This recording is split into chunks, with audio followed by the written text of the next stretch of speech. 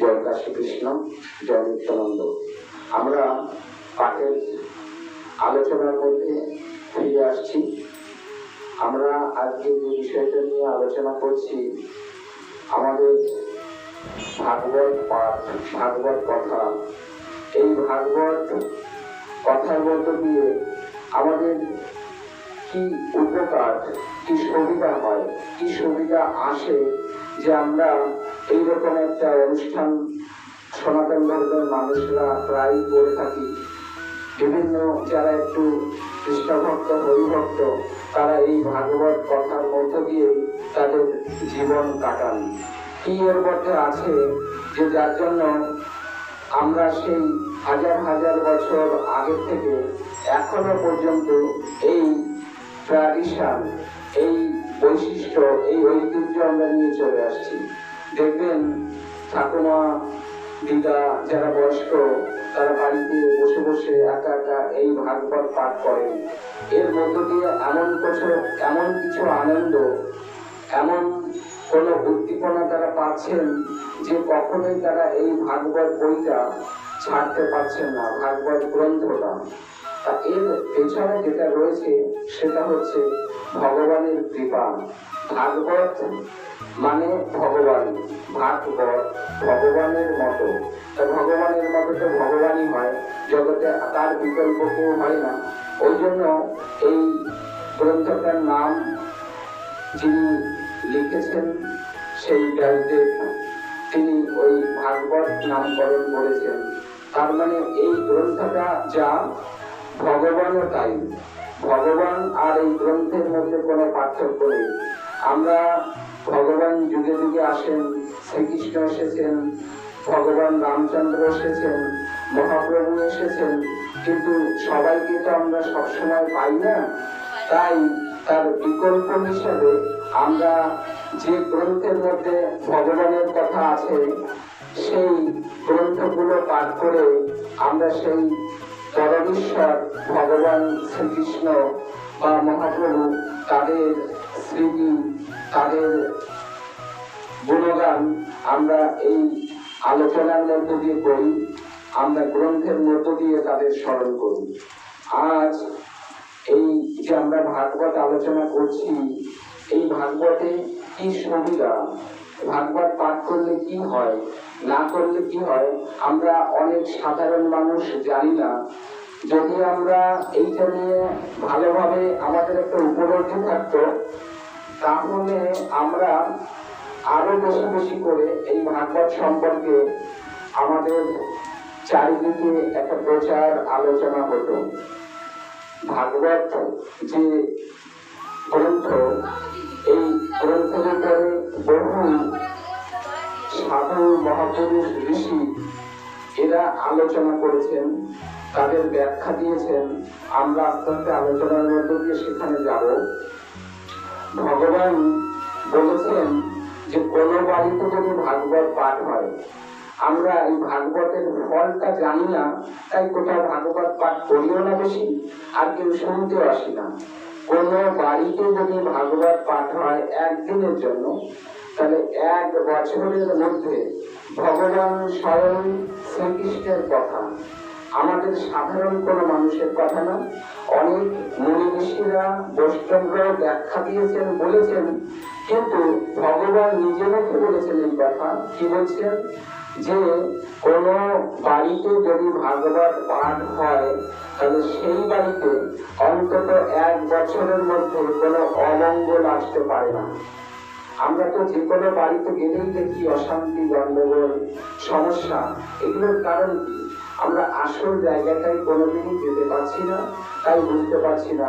আমাদের এই প্রচারের যথেষ্ট অভাব, বা যারা প্রচার করছেন অনেকেই বোঝেন না, জানেন না। তাহলে ভাগবত পাঠ একবার যদি করা হয়, সেই বাড়ির যারা থাকেন তাদের 1 বছরের মধ্যে কোনো অমঙ্গল আসতে পারে না। এটা ভগবানের নিজ মুখের কথা। কিন্তু এর সাথে একটা কথা যুক্ত করতে হবে। ভাগবত মানে ভগবানকে নিয়ে, অর্থাৎ সেই পরিবেশটা যেন সুন্দর থাকে। আমি ঠাকুরের অনুষ্ঠান করছি অনেক টাকা পয়সা খরচা করে, অথচ বাড়িতে অন্য প্রসঙ্গ নিয়ে কথাবার্তা বলছি, আলোচনা করছি, তাহলে ভগবান অখুশি হন, ব্যথা পান। সেই জন্য ভাগবত আসলে চুপচাপ শুনতে হয়। আমরা কয়েকটা দিনের জন্য পৃথিবীতে থাকি, কেউ 50, কেউ 60, কেউ 10, 20, কিন্তু এটাই শেষ কথা না। আমাদের অনন্তকাল ধরে আসতে হচ্ছে পৃথিবীতে, অনন্তকাল ধরে যেতে হচ্ছে। আমরা সাধারণ মানুষ তা কোনোদিন জানি না, জানতে চেষ্টাও করি না। আমি ভাবি বোধহয় এই জন্ম থেকে 60 বছর আছি, এটাই শেষ, তা নয়। ভগবান গীতায় পরিষ্কার করে সব ব্যাখ্যা করে বলে দিয়েছেন। কি ব্যাখ্যা করে বলে দিয়েছেন? যে তোমাকে অনন্তকাল ধরে আসতে হবে, অনন্তকাল ধরে চলতে হবে। কতদিন অবধি? লাখো লাখো কোটি কোটি বছর। তা আমি একটা মানুষ, আমি জানি যে আমি 30, 40, 50 বছর বেঁচে আছি, এইটুকু। কিন্তু জন্মের আগে বা তারপরে কি ঘটনা ঘটছে তা তো আমাদের জানা নেই। ভগবান বলছেন তোমাকে এই মনুষ্য জীবন পেতে অন্তত 4 লক্ষ বার মনুষ্য জীবন পাওয়ার পরে এই ভাগবত আসলে আসতে হয়। এটা ভাগবতের কথা। কোন একটা মানুষ লাভ দিয়ে কালকে সেই ভাগবত কথা শুনবে না। ওই জন্য আমরা আলোচনার প্রথমেই বলছিলাম যে কৃষ্ণ কথা, হরি কথা সবাই শুনতে আসে না কেন? এটার উদাহরণ ভাগবতেই ভগবান দিয়েছেন যে আমার নাম শুনতে আসবে খুব মুষ্টিমেয় মানুষ। তার কারণ আমাকে তো কেউ চেনে না, আমাকে কেউ জানে না, আমাকে কেউ ভালোবাসে না। ওরা একটু পুজো করার দরকার, একটু নকুলদানা দিয়ে ওই কোন রকম আমার সামনে, আমার প্রতিকৃতির সামনে, ফটোর সামনে ওই একটু নকুলদানা দিয়ে রেখে চলে যায়। এইভাবে কিন্তু ভগবানের কোন কৃপা, কোন কল্যাণ এগুলো আসে না। ভগবানকে যদি উপলব্ধি না করা যায়, তাহলে শুধু ওই ফটোই পুজো করে আর ওই অন্য একটা কিছু পুজো করার একই হয়। ভগবানকে আগে উপলব্ধি করতে হয়, ভগবানকে বুঝতে হয় যে তিনি আমার প্রিয়জন। এইটা বোঝা যায় কি করে? এই ভাগবত আসলে। ভগবানকে উপলব্ধি করতে গেলে, ভগবানকে জানতে গেলে, বুঝতে গেলে, ভগবান কৃষ্ণকে উপলব্ধি করতে গেলে এই ভাগবত পাঠের আসরে আসতে হয়। আমি যে প্রসঙ্গে এসেছিলাম প্রথমে, যে 1 বছরের মধ্যে এই বাড়িতে অমঙ্গল আসবে না যদি একদিন ভাগবত পাঠ হয়। শুধু তাই না, এর সাথে আরো অনেক কথা যুক্ত আছে। যদি আমরা সেই কথাগুলো সবাই মনে প্রাণে বুঝতে পারি, তাহলে দেখবেন কোনো বাড়িতে ভাগবত পাঠ বাদ যাবে না। তার কারণ আমরা প্রত্যেকেই দুঃখ কষ্ট, জ্বালা যন্ত্রণা, সমস্যা, রোগ ব্যাধির মধ্য দিয়ে আছি।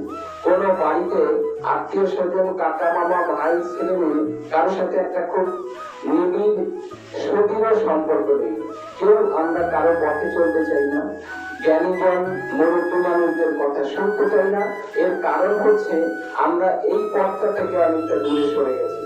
আমাদের মুনি ঋষিরা হাজার হাজার বছর আগে থেকে যে পথ আমাদের জন্য বলেছিলেন, গুরুজনদের প্রণাম করতে হয়, তাদের শ্রদ্ধা করতে হয়, সকালে ঘুম থেকে উঠে স্নান করে আগে মন্দিরে গিয়ে বা ঠাকুরের কাছে গিয়ে আগে একটা প্রণাম করে তারপর অন্যান্য কাজ করতে হয়, আর কুসঙ্গ ত্যাগ করতে হয়, ভালো চিন্তা ভাবনার মধ্য দিয়ে কাটাতে হয়, সেই মুনি ঋষিদের, সাধুদের সব কথাগুলো ভুলে গেছে।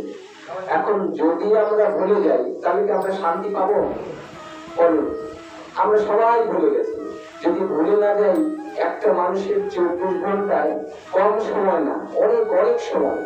যদি 24 ঘন্টা সময় সঠিকভাবে আমরা কাজে লাগাতে পারি, জীবনে অনেক অনেক কিছু করতে পারি। আমরা আস্তে আস্তে সেই ব্যাখ্যায় আসবো। ভাগবত পাঠে আর কি কি ফল হয় সেই দিকে আগে এগোতে থাকি। এই বাড়িতে যে ভাগবত পাঠ হচ্ছে, এরা ঠাকুরের জন্য একটা প্রসাদ চিন্তা ভাবনা করেছেন। আমাদের এই ভক্তবৃন্দরা এই প্রসাদটা পাবেন। যদি কোন ভক্তকে একবারের জন্য প্রসাদ দেওয়া হয়, তাহলে 7 জীবন অবধি ওই বাড়িওয়ালা 7 জীবন অবধি কোন পাপ তাপ সব দূরীভূত হয়ে যায়। ভাগবত কত ভালো ভালো কথা বলছেন আমরা জানি না। যদি একদিনের একজন সাধু মানুষকে সেবা দেওয়া যায়, একটু প্রসাদ দেওয়া যায়, তাহলে 7 জীবন অবধি যত ভুল করেছে সব পাপ কেটে যায়। এটা ভাগবতের কথা। এখন আমরা পাপ কাটাতে চাই না, তাই দুঃখ কষ্ট পাই। যদি আমরা এরকম কৃষ্ণ কথা হরি কথার মধ্য দিয়ে থাকতাম, তাহলে আমাদের এই দুঃখ কষ্ট দেখা বেদনা আসতো না, অকারণে রোগ ব্যাধি সমস্যা এগুলো আসে না। সবই ঠাকুরদের। ভগবান বলছেন আমাকে বাদ দিয়ে তোরা যা করতে চাই তার প্রত্যেকটা জায়গায় যন্ত্রণা। সব ভাগবতে, সব গীতায় আছে। আমি এক এক করে ব্যাখ্যা করে শোনাবো।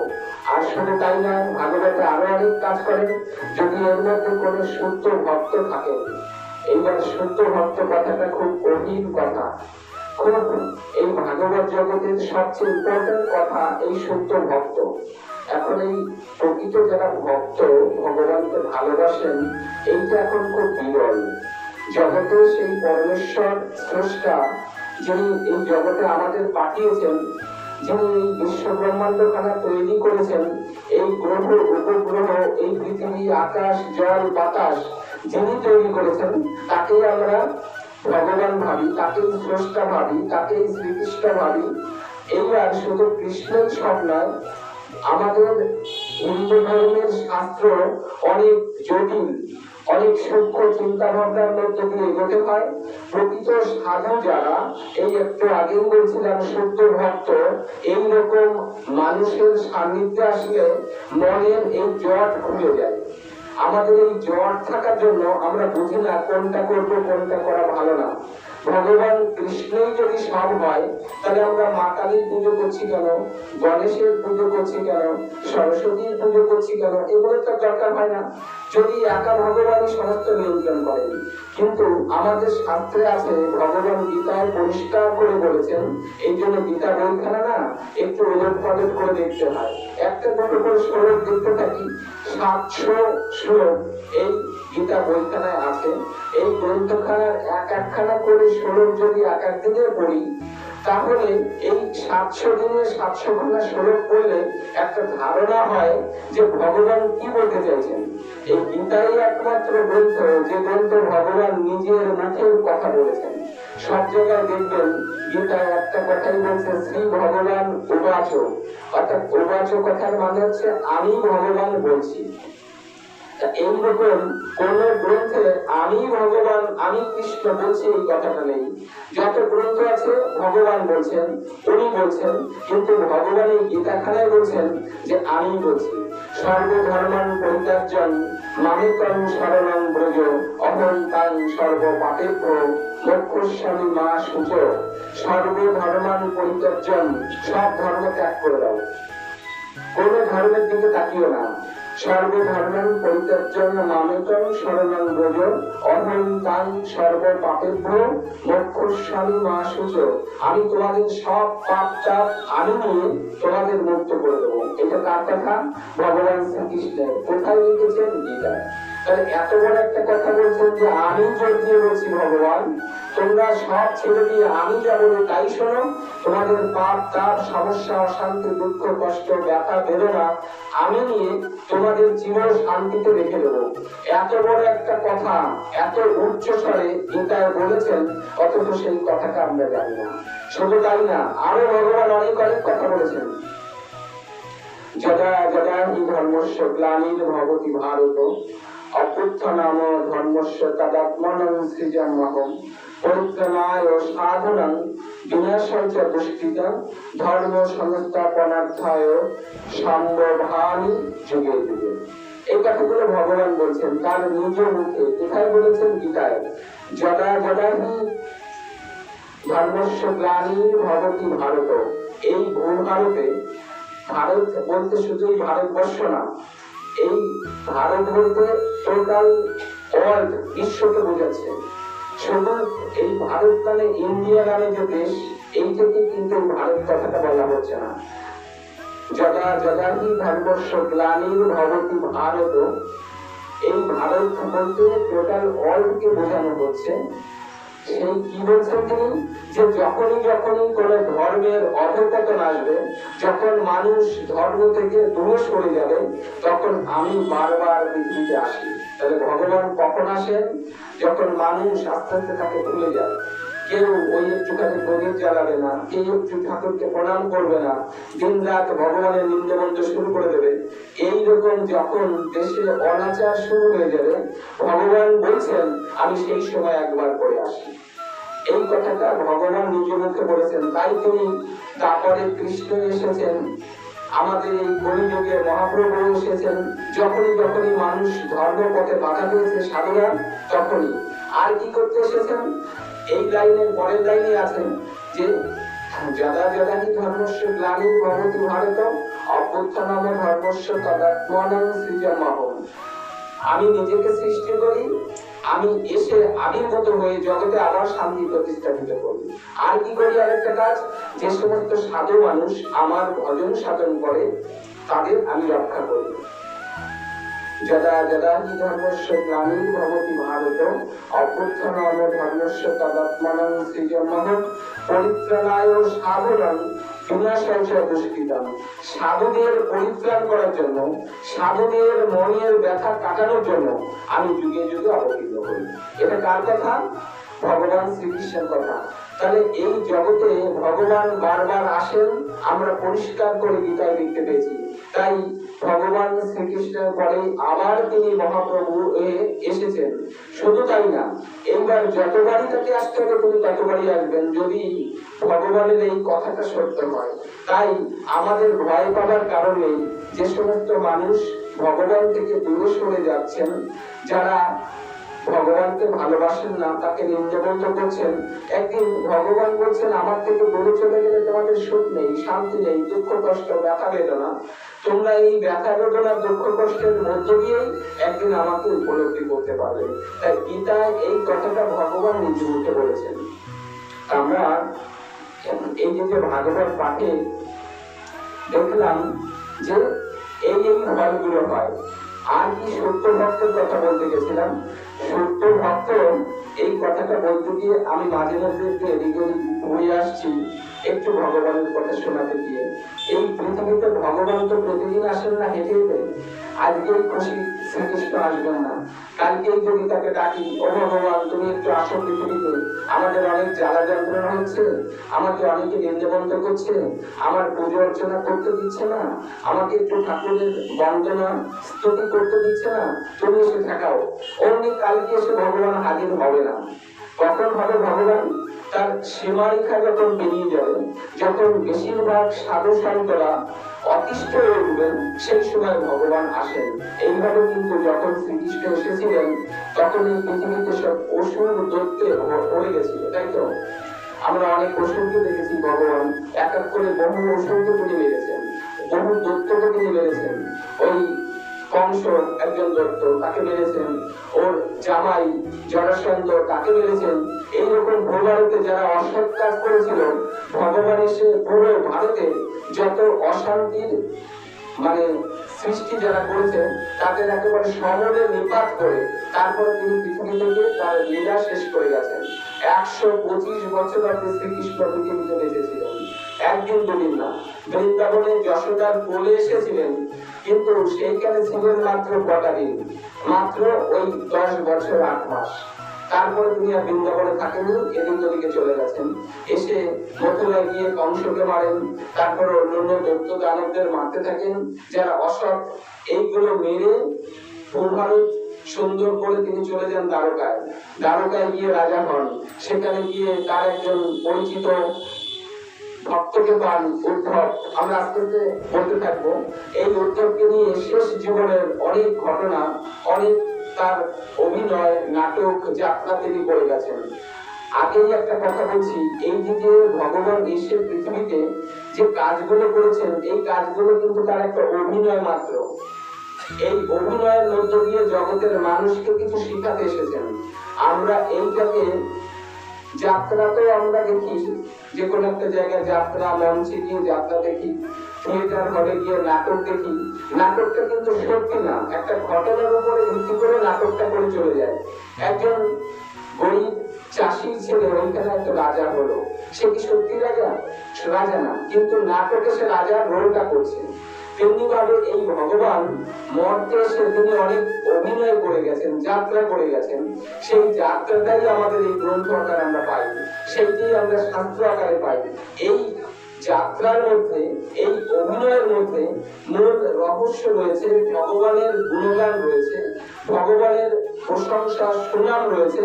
ওই জন্য আমরা কি করি, এই গ্রন্থগুলো পড়ি। আমরা একটা ছোট্ট ঘটনার মধ্য দিয়ে আস্তে আস্তে করে আমরা এই দিকটা চলে আসবো। একটু কিছু ব্যাখ্যা করি মানুষকে একটু আনন্দ দেওয়ার জন্য। এই যে ভগবানের কাজ করলে কি হয়, না করলে কি হয়, তার মধ্য দিয়ে আমরা সেই ঘটনার ব্যাখ্যা করার পরে আবার সেই কৃষ্ণের কাছে আমরা চলে যাব। একটা ছোট্ট ঘটনা বলি। একজন সাধু মানুষ রাস্তা দিয়ে যাচ্ছেন, হাতে জপের মালা নিয়ে জপ করতে করতে। যারা বৈষ্ণব তারা তো জপের মালা নিয়ে জপ করতে করতে যান, তাই তো? এখানে অনেক বৈষ্ণবরা আছেন, জানেন। যখন জপের মালা নিয়ে জপ করতে করতে যাচ্ছেন, হঠাৎ রাস্তা দিয়ে যেতে যেতে হঠাৎ বৃষ্টি এসে যায়। বৃষ্টি এসে গেলে সাধু কি করবেন? কোন একটা বাড়িতে তো তাকে দাঁড়াতে হবে, রাস্তা দিয়ে তো ভাঙতে চলে যাবে না। তা যখন ওই রাস্তা দিয়ে হাঁটছেন, দেখেন প্রতি মধ্যে পাশেই একটা বাড়ি আছে। ভগবান কেমন, মনুষ্য জীবনে ভগবানকে ভাবলে কি হয়, তার এই ব্যাখ্যা করতে গিয়ে আমি এই গল্পের আকারে এই ঘটনাটা বলছি। তা রাস্তা দিয়ে যখন যাচ্ছেন, বৃষ্টি আসায় ওনার কাছে তো আর ছাতা নেই, তাই কোন একটা বাড়ির বারান্দায়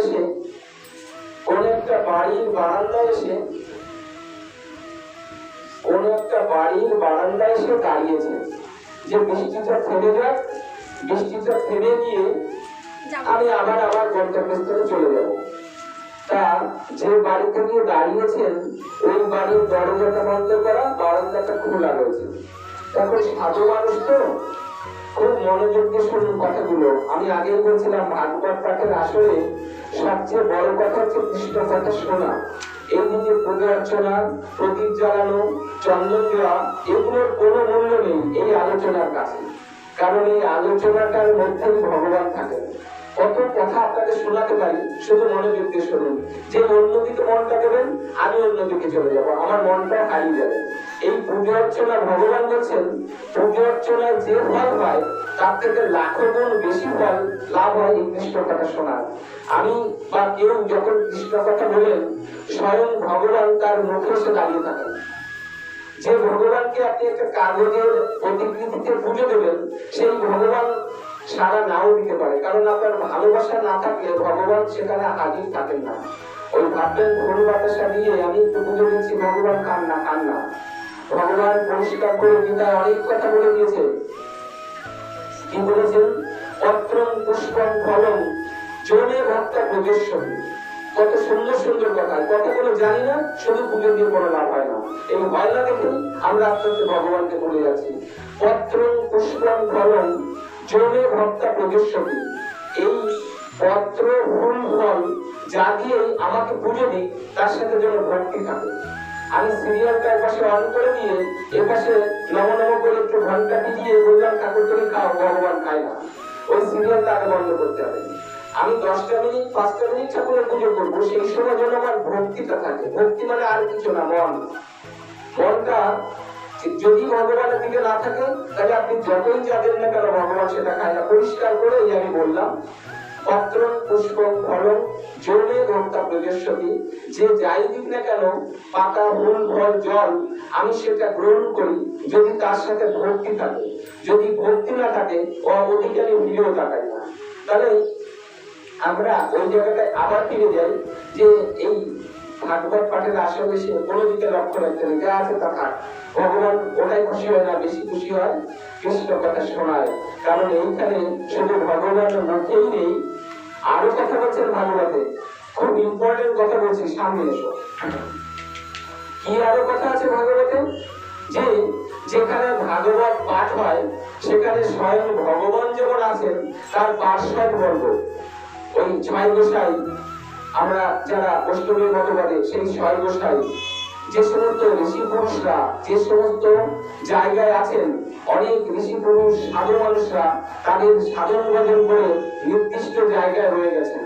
আমাদের এই পৃথিবীতে এই গ্রহ ছাড়া অনেক জায়গায় আছে যেখানে মানুষ মৃত্যুর পরে সেই জায়গায় চলে যায়। চন্দ্রলোক, সূর্যলোক, নক্ষত্রলোক, এইরকম দেবলোক, এইরকম অনেক লোক আছে। আমি যেরকম সাধন ভজন করবো আমার স্থানটা কিন্তু সেইখানে থাকবে। তা এই যে ধ্রুবলোক, নামগুলো শুনুন। আমরা মৃত্যুর পরে ভাববেন যে আমি এইখান থেকে শ্মশানে পুড়িয়ে দেবে রাশ করে এখানে, ব্যাস আমার হয়ে গেছে কাজ, আর নেই। তা নয়, আগেই বলছি আমাকে লক্ষ লক্ষ বার এই পৃথিবীতে জন্মাতে হবে। ভাববেন এত কষ্ট, ঠাকুর আমাকে একটু নেয় না কেন? ও কোনো কথা ঠাকুর শুনবে না, শাস্ত্রখান আগে শুনতে হবে। বলছেন যে এইভাবে চলতে চলতে যেদিন তুমি বুঝবে আমি ভগবান একমাত্র, আমি তোমার সব, এই জগতের অন্য সব নিচে মায়ায় আবদ্ধ, আমি একমাত্র তোমার কান্ডারি, তোমাকে পার করার এই উপলব্ধি যখন হবে, সেই সময় তুমি আমার সান্নিধ্যে আসবে, আমার শ্রীচরণে স্থান পাবে। সেই সময় থেকে তোমার আর জন্ম মৃত্যু থাকবে না। তার আগ অব্দি যতবার তুমি আসবে, এক একবার করে মরবে, এক একবার করে শ্মশানে যাবে, ঘোরাবে, আবার জন্মাবে, আবার আসবে। আমরা এটাও গীতায় বলে দিয়েছেন, আত্মার মৃত্যু নেই। আত্মাকে আগুনে পোড়ানো যায় না। নৈনং সিঞ্জন্তি শাস্ত্রাণি নৈনং দহন্তি পাবক ন চৈন ক্লেদান্তক ন শোষন্তি মারুত। সব গীতার কথা বলছে। আমাকে কোনো অস্ত্র নেই, ছুরি নেই, কাঁচি নেই, দা নেই, কোড়ন নেই যে আমাকে কেটে টুকরো টুকরো করতে পারে। আমাকে এই বিশ্ব ব্রহ্মাণ্ডে আমি এই যে কথা বলছি, যে শক্তি নিয়ে, এটাই আত্মা। এই আত্মাটাকে কেউ মারতে পারে না, কুপিয়ে দা দিয়ে কেটে খণ্ডন করতে পারে না। আর কি পারে না? বলছে নৈনং শাস্ত্রাণি দহতি, আগুনে পুড়িয়ে আমাকে মারতে পারে না। এই দেহটা পুড়ে যাবে, আমি যখন মরবো এই দেহটাকে পুড়িয়ে দেওয়া হবে, কিন্তু এই দেহটা পঞ্চভৌতিক দেহ। এই পৃথিবীতে যখন আমি এসেছি মায়ের গর্ভে, তখন এই পাঁচটা উপাদান, ক্ষিতি, তেজ, মরুদ, ভূমি, জল, আলো, বায়ু, বাতাস, এইগুলো নিয়ে আমি মায়ের পেটে এসেছি। কিন্তু প্রাণটা যেটা, আত্মাটা, এই আত্মাটা কিন্তু মরেনি। সেই আত্মাটা অনন্ত অনাদিকাল ধরে ছুটে বেড়াচ্ছে। কোথায় বেড়াচ্ছে, কোথায় আছে, সেই কথাটা বলতে গিয়ে ধ্রুবলোক, চন্দ্রলোক, নক্ষত্রলোক, দেবলোক, এই কথাগুলো বললাম। স্বর্গ, নরক, সব এই জায়গাগুলো। আমি এক জায়গায় স্থির নেই, আমার কর্মফল অনুসারে আমি এক এক জায়গায় পৌঁছে যাচ্ছি। ধ্রুব একজন পরম বৈষ্ণব ছিলেন, 5 বছরে ভগবানকে পেয়েছিলেন। এই ধ্রুব যেখানে আছেন এখন, সেই জায়গাটার নাম আছে ধ্রুবলোক। যদি কোনো মানুষ আপনারা কৃষ্ণ কথা শুনে শুনে ওই ধ্রুবের মতন হতে পারেন, তাহলে আপনারা ধ্রুবলোকে স্থান পাবেন। কেউ যদি কোনো কথা না শোনেন, সারা জীবন শুধু অন্যায় অন্যায়, পরে জিনিস কেড়ে খাবো, লুটে খাবো, তাহলে একমাত্র জায়গা তাদের নরক। এই নরকেরও বর্ণনা ভগবান দিয়েছেন, গীতায় দিয়েছেন, ভাগবতে দিয়েছেন। পালানোর কোনো জায়গা নেই। ভাববেন না যে আমি একটু লুকিয়ে লুকিয়ে যেভাবে খুশি চলে যাবো। চিত্রগুপ্ত সবসময় রেডি আছে, যেটা করছি সেগুলো লেখার জন্য। তাহলে আমরা চলে গেছিলাম সেই যে সাধুটা রাস্তা দিয়ে হেঁটে যাচ্ছেন, রাস্তা দিয়ে যে সাধুটা হেঁটে যাচ্ছে, সেই সাধুটা একটা বাড়িতে, যেহেতু বৃষ্টি হচ্ছে তাই সেই বাড়ির বারান্দাতে একটু দাঁড়িয়ে আছে। ওই বাড়ির মানুষজন পুরো ঘরের মধ্যে দরজা আটকে খুব মনোযোগ দিয়ে শুনবেন। আমার একটাই রিকোয়েস্ট, অন্য কোনো দিকে কোনো কথা নেই।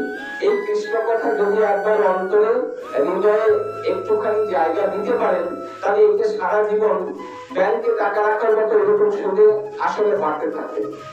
কি বললাম কথাটা? ব্যাংকে আমরা টাকা রাখি তো, এই টাকাটা সুদে আসলে বাড়তে থাকে। কোনোদিন যদি না করি, দেখবেন 80 বছর বয়সে ওটা সুদে আসলে অনেক বাড়তে থাকে। যদি এই কৃষ্ণ কথাটা যদি একটু হৃদয় দিয়ে, মন দিয়ে শোনা যায়, তাহলে ওইটা ভিতরে ওই রকম সুদে আসলে বাড়তে থাকে।